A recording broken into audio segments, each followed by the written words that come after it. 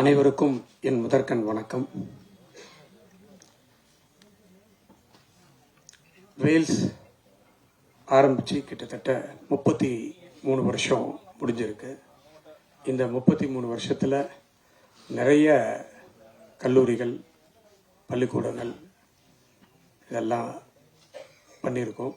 கிட்டத்தட்ட 52 institutions Wales குழுமத்தில் run பண்ணிகிட்டு இருக்கோம். சென்னையில் மட்டும் இல்லை, தமிழ்நாட்டில் மட்டும் இல்லை, இந்தியாவில் மட்டும் இல்லை, உலகம் முழுவதும் லண்டனில், சிங்கப்பூரில், துபாயில் கிட்டத்தட்ட 48,000 மாணவர்கள் படித்து கொண்டிருக்கிறார்கள்.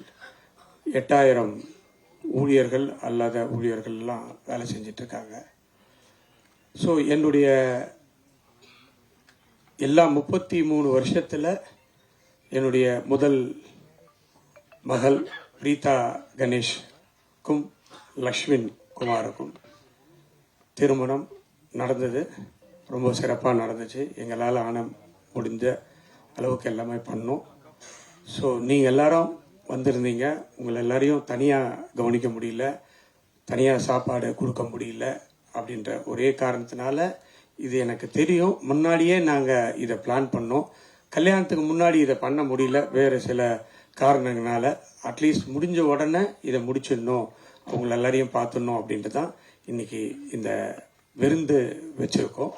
ஸோ இது நம்ம வீட்டு விருந்து. நீங்கள்லாம் என்னுடைய வளர்ச்சிக்கு ரொம்ப முக்கியமான காரணமாக இருந்தவர்கள், என்றைக்கும் இருப்பவர்கள். இது எஜுகேஷன் மட்டும் இல்லை, சினிமா துறை எடுத்துக்கிட்டாலும் இன்னைக்கு வேல்ஸ் ஃபிலிம் இன்டர்நேஷ்னல் நிறைய படங்கள் எடுத்துகிட்டு இருக்கோம். கூடிய விரைவில் சினிமா சம்மந்தப்பட்ட ஒரு பெரிய அனௌன்ஸ்மெண்ட்டு உங்களை எல்லாரையும் வச்சு பண்ணுறதுக்கு ரெடி பண்ணிகிட்டு இருக்கோம். அதனால் கல்வியாக இருக்கட்டும், சினிமாவாக இருக்கட்டும், விளையாட்டாக இருக்கட்டும், அதாவது தமிழ்நாடு ஒலிம்பிக் அசோசியேஷனுடைய பிரசிடெண்ட்டாக இருந்துகிட்டு இருக்கேன். ஸோ அதையும் நல்ல முறையில் செஞ்சிட்டு இருக்கிறோம்.